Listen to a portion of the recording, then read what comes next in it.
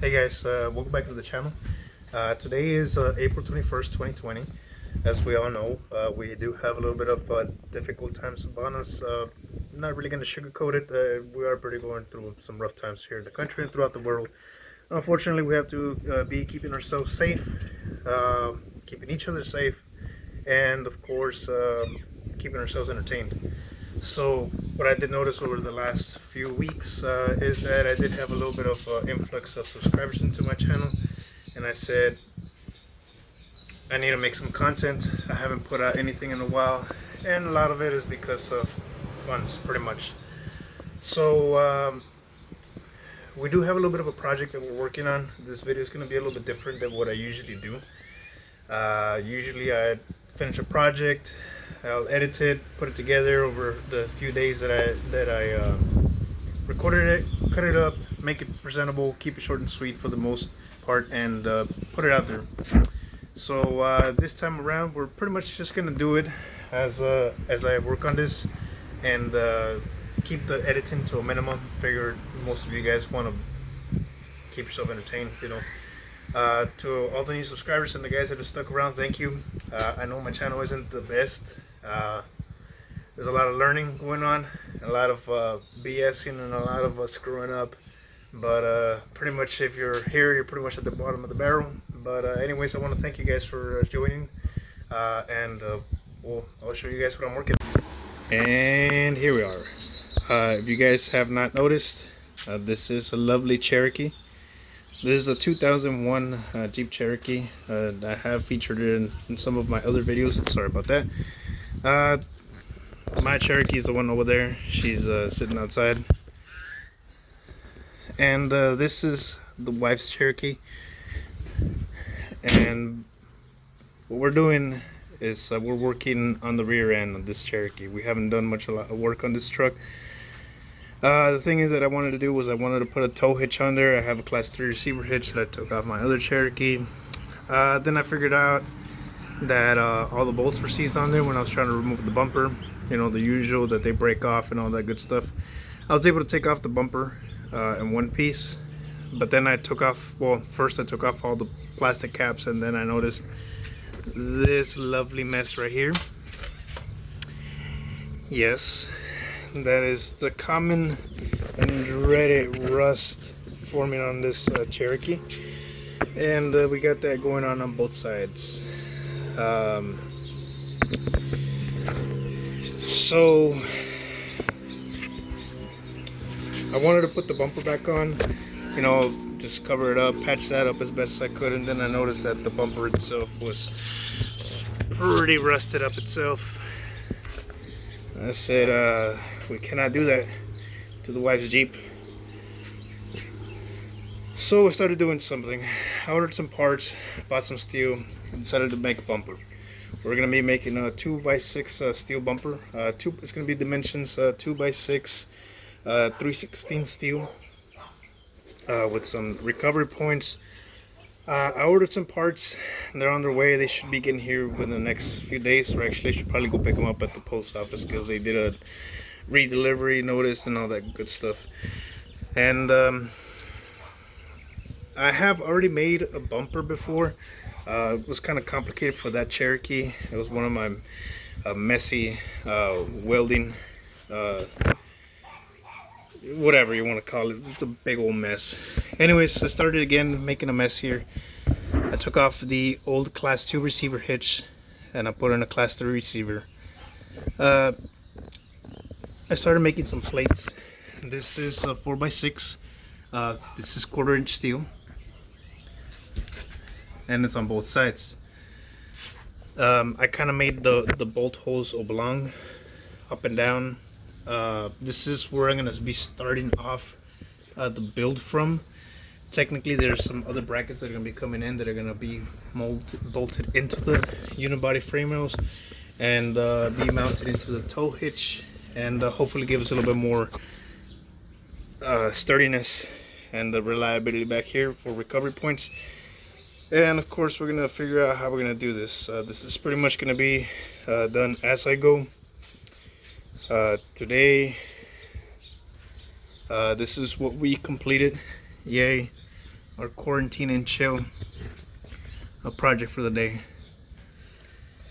Word of advice, they do sell these. I think Dirtbound Off-Road sells them pre-made. I would suggest you buy them. There are some things that are, we take pride in building ourselves, and some things are just not worth the trouble. This is one of those things, as well as the brackets that I ordered that are going to be going into the frame rails. For $100, I figured I'll save the work, save the hassle and the cutting and the cursing, and just get it done that way. But yeah, that's pretty much how it's starting to go off of. I'm still kind of eyeing it, seeing where things are going to be at. I gotta measure it out, see how far I want it to stick out. I was thinking about making it as flush as I could, kind of close to where the receiver is. I was thinking about following the body lines here. I don't know if you can tell, this line and that line over there with the tailgate, and align it from there, measure it to the unibody, straighten this out. Probably gonna do a cut and fold here.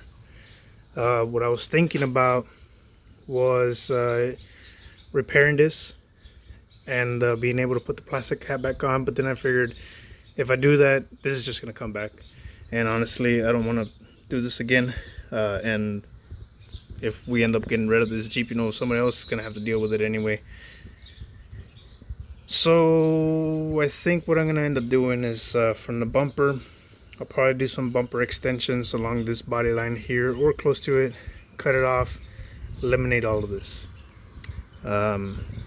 Since I won't be putting the plastic caps back on, I'm gonna have to do something here anyway. This is pretty rotted out.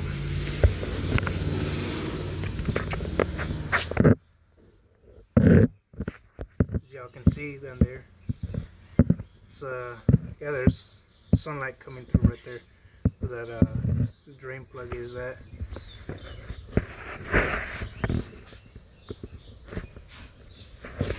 I think the driver's side is the worst of both sides. Yeah, there's a couple of ways to do this, and what I think I'm gonna end up doing is I'll probably end up cutting here on both sides. I'm gonna make a cut here and kind of just like fold it in at this body line right here. Fold it in, get rid of this ugly bracket. Probably do another cut. Of course, gotta take this plastic off. But I'll probably end up doing another cut in there, and just tucking all of it in as best as I can, and try to get rid of all the ugly metal. Get rid of some of that nastiness. But yeah, that's the plan for now. I ordered some other parts.